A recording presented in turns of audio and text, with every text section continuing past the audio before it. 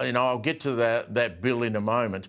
We do have some breaking news I'd like to get your opinion on. New South Wales Police are set to respond, this will happen tomorrow officially, to a planned protest, here we go again, at Sydney's Town Hall on Friday evening. The group will be protesting Chris Minns' anti-protest laws and Israel President Isaac Herzog's visit to Australia. Now, if that protest goes ahead, this will be staged during the current 2-week ban on such events, which doesn't expire until next Tuesday. You're a former ambassador to Israel. You know Herzog. What's your view on this protest going ahead? Well, I think it's extremely ill-advised and very insensitive, and I hope New South Wales Police and New South Wales authorities do not allow it to go ahead. I mean, I just ask you, Steve, where's the protest about people's human rights in Iran? I mean, there's reports of anywhere between 2,000 and 12,000 protesters having been murdered, killed by the security forces in Iran. But I haven't seen those people come out and protest the rights and freedoms of those people. Instead, they're continuing with their demonisation of Israel and, by extension, their intimidation of the Jewish community a mere 1 month after the worst terrorist incident on Australian soil in our history. I just think these people, they have no regard for their fellow Australians, and they are single-minded in their purpose, which is to make the Jewish community feel unwelcome in their own country. It seems to me that the police now have, certainly until next Tuesday, the wherewithal to prevent this protest going ahead. They've been reluctant to do that in the past. We saw the march across the Sydney Harbour Bridge. We saw the disgrace on October 8 on the Sydney Opera House steps. But they have the legal right to arrest people who turn out to this protest. That's my reading of it. Do you agree? That's my understanding as well, Steve, as a result of the measures that were put in place by the New South Wales government following the Bondi terrorist massacre. And I think those powers are there, they should use them. I mean, I think everyone would say in retrospect that the ongoing weekly, sometimes more often, protests that have accompanied us in the past 2 years have had horribly unintended consequences. They have raised the temperature considerably. They haven't done anything to address the problems they purport to address, whether it's the war in Gaza, whether it's Hamas disarming, whether it's Israel's conduct of that war. All they've succeeded in doing is raising the temperature and basically giving license to more extremist elements. We've seen chants used in those protests which should fall foul of the law. We've seen the symbols of listed terrorist organisations waved aloft. I think the entire effect of those protests has been nothing other than damaging to Australia, and the idea that they should be allowed to continue, I think, is preposterous. We'll see what the police have to say today. As you pointed out, Senator, today is exactly a month on from that dreadful terrorist attack. How do you feel? I mean, you're an important part of that community. How do you feel the community is now coping?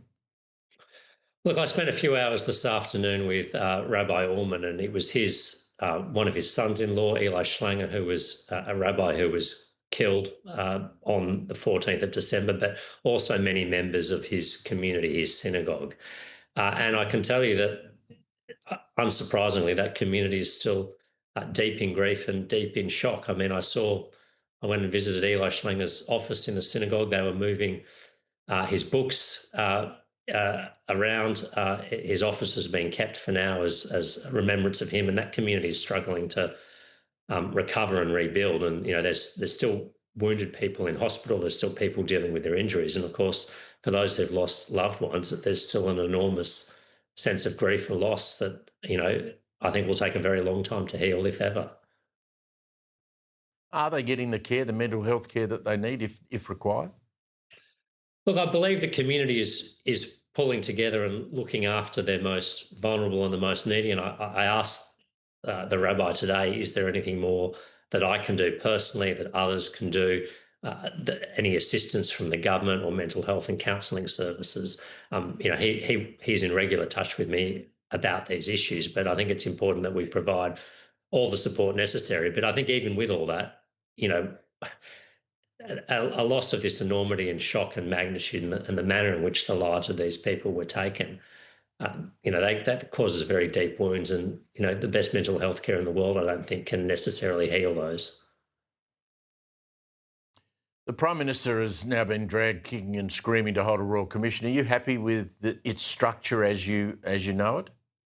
As I understand it, yes, I think it's important. I think it should have been done much sooner. I think it was unfortunate that the family members of victims, rather than being allowed to grieve and mourn, had to become, public advocates for a royal commission. It shouldn't have taken as long as it did. It shouldn't have required the sustained public campaign from all walks of Australian life to get it off the ground. But now it's important that, we support it, all Australians support it, and that it is forensic and unhesitant in examining the facts and causes, not only the operations on the day, but the whole enabling climate and the rise in anti-Semitism these last 2 years in Australia, and does everything it can to uncover failings and make recommendations for things we need to do to prevent such an attack ever taking place again on our soil. I don't expect you to have read the legislation that's going to come before both the lower house and the Senate next week. You'll be back in Canberra as part of the Senate. What you've heard about these hate speech laws that Anthony Albanese announced on Tuesday, do you have similar fears to others I've heard today that this could in fact be used to trample over people's rights of freedom of speech?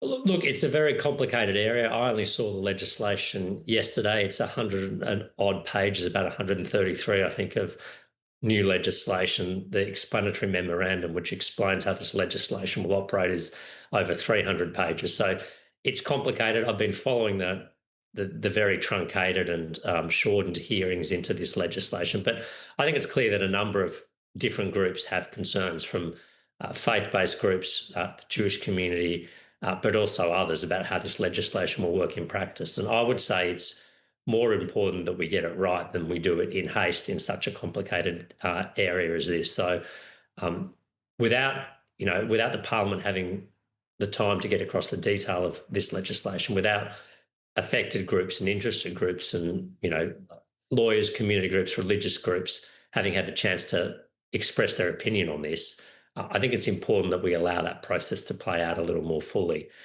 Yes, these are a high priority. Yes, I think we need to do clamp down on basically incitement to hatred based on religion or race. But it's also important that I think we get these details right, because this is a complicated area involving people's civil liberties, our own constitutional structure and freedoms. And I think we need to be close in examining the detail of this and make sure that we satisfy as many varying interest groups here as we can. As I mentioned, Senator, you were the local member. You still live in the electorate, as I understand it. The future of the Bondi pedestrian footbridge is up for debate. I heard Chris Minns with his view. He believes that it would be better if it was knocked over, but he's not going to intervene there. He's going to leave that up to the local council. Do you have a personal view on what should happen to that bridge, which I'm sure you've walked over dozens and dozens, if not thousands of times? Yeah, look, many times, and I think, as you said, Waverley Council's considering this. Look, I don't have a dogmatic view on this, but I do think using the bridge as some sort of memorial to commemorate the loss and remember this tragedy would not be a bad use of the bridge. I don't think I'm attracted to tearing it down for the sake of it. I think it's an important part of a tragic history and an event that we should always remember, and retaining the site, although it has many sad and tragic connotations, I think would be an important part of that remembrance exercise. But look, of course, I would be guided primarily by the victims, the family members of the victims, and what they would like to see happen here. Yeah, I think we put it into their hands and let them decide. And, there's one argument being put today that if you bulldoze it, you're letting the terrorists win. So I tend to agree with you.